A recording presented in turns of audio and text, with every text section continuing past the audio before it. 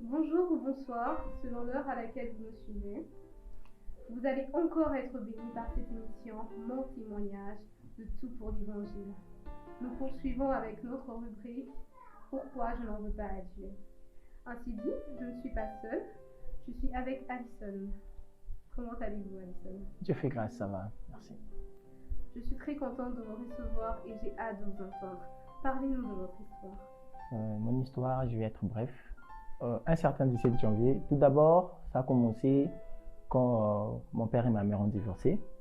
C'était en 2010, je crois, en 2010. J'étais encore enfant, je ne comprenais rien. J'ai vécu avec mes parents et du coup, maman par ailleurs, papa par ailleurs. Ça m'est compliqué en fait. Et il y avait mes soeurs qui étaient chez papa, et chez maman, pardon, moi j'étais chez papa. À un moment donné, il y avait ma belle-mère qui devait venir quand même. Elle est venue à la maison et mes soeurs devaient aussi venir à la maison. La belle-mère ne voulait pas de mes soeurs, même de moi. Elle a chassé mes soeurs de la maison et ma soeur aînée, elle devait aller dormir, vu qu'elle était déjà seule. Il faisait aussi tard, elle devait dormir quelque part. Elle s'est dit peut-être de dormir dans un chantier et puis le matin, rentrer à la maison. Et en partant, les gens du chantier ont vu qu'elle devait venir là-bas pour dormir. Il y avait une serre de l'avenir qui était celle à l'intérieur. Les maçons étaient en train de dire, genre si la fille entre, on va la violer. À l'époque, ma soeur avait, je crois, 17 ans. Et la tantine en question, elle est venue, elle a prévenu ma soeur, elle a demandé de rentrer.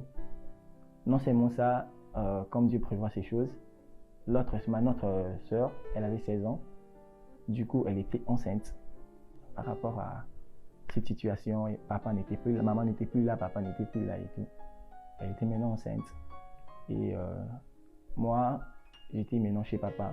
À 22h, je venais de l'école, j'étais d'abord chez maman, je suis rentré à la maison vers 20h et tout. À 22h, ma belle-mère rentre, elle me demande de sortir. Du coup, comme ça, sors, tu rentres chez ta maman. Ta maman, quand elle était dans son mariage, je n'avais pas dérangé. À 22h, je quitte de Bumbu, là où papa était, jusqu'à Bandal vers 8 décembre, Bunzi. Un petit garçon de 5e primaire qui ne sortait pas. J'étais tout le temps à la maison, je ne sortais pas. Je ne savais même pas comment Dieu m'a montré ses chemins pour quitter de Bumbu vers la prison centrale jusqu'à Bandal. Arrivé à la maison, maman n'était pas là, elle était allée vendre. Il avait trouvé la baillère de maman. Elle m'a demandé de s'asseoir et on a commencé à parler. Du coup, je suis rentré là-bas chez maman. Et je me suis rencontré avec ces messieurs. Bon, avant ça, je suis allé prier dans l'église, que je ne vais pas citer maintenant comme ça. Je suis allé prier là-bas.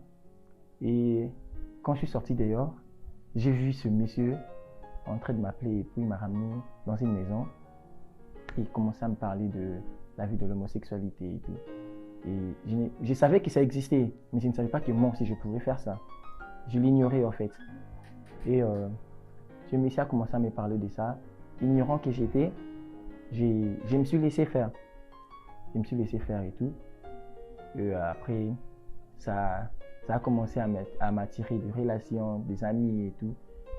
Après, c'est là directement, ça a commencé à m'attirer des relations. Et je me suis connu avec des gens qui faisaient aussi cette vie. Et c'est un peu ça. Non, en 5e primaire. Non, pas 5e primaire. Là, au moins, j'étais déjà en 2e ou 3e des humanités. Et ça continue jusqu'à quel âge? Ça a continué quand j'avais 19 ans. Jusqu'à 19 ans. Ouais. Et face à cette situation, on a vu vous ont voulu à Dieu. Oui.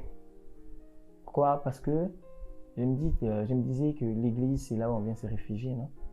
Je suis venu à l'église pour une première fois et je me retrouve dans cette vie, dans l'église. C'est parce qu'une personne de l'église me l'a proposé. Et c'est par ça que je disais que je pouvais m'en vouloir à Dieu. Et maintenant?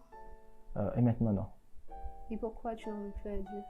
Parce qu'il a tracé pour moi un chemin avec des amis qu'on a étudiés avec eux en première primaire, qui sont maintenant des hommes de Dieu qualifiés. Okay. Et grâce à ces amis, j'ai pu connaître la parole de Dieu, j'ai pu connaître comment voir la grâce de Dieu. D'accord. Alors, tu vas regarder la caméra et tu vas lancer un message à toutes les personnes qui sont dans cette situation d'homosexualité. Un message que je peux leur donner, premièrement, de s'en sortir d'abord du milieu des homosexuels, des amis homosexuels, de s'en sortir d'abord avec eux. Deuxièmement, de chercher la délivrance, de chercher d'être délivré et de s'attacher à la parole de Dieu, de s'attacher avec des hommes de Dieu. C'est ce que moi j'ai pu faire. Je me suis attaché avec des hommes de Dieu. J'ai respecté beaucoup des hommes de Dieu et Dieu m'a fait grâce. Je ne suis plus dans ça. Addison nous a raconté son histoire. Il était dans une vie de péché, mais il n'est pas resté de ça. Il est retourné à Dieu. Ainsi, faites comme lui. Vous êtes dans des situations difficiles. Ne persistez pas de ça. Dieu est plein de miséricorde. Il n'attend que nous. Psaume 25, 7 dit: Ne te souviens pas des fautes de ma jeunesse. C'est vrai, tu as beaucoup de fautes, mais remets-toi en Dieu. Aie confiance en lui, et n'abandonne pas. Peu importe les situations difficiles que vous traversez, garde foi en Dieu. Il agira. Que Dieu vous bénisse.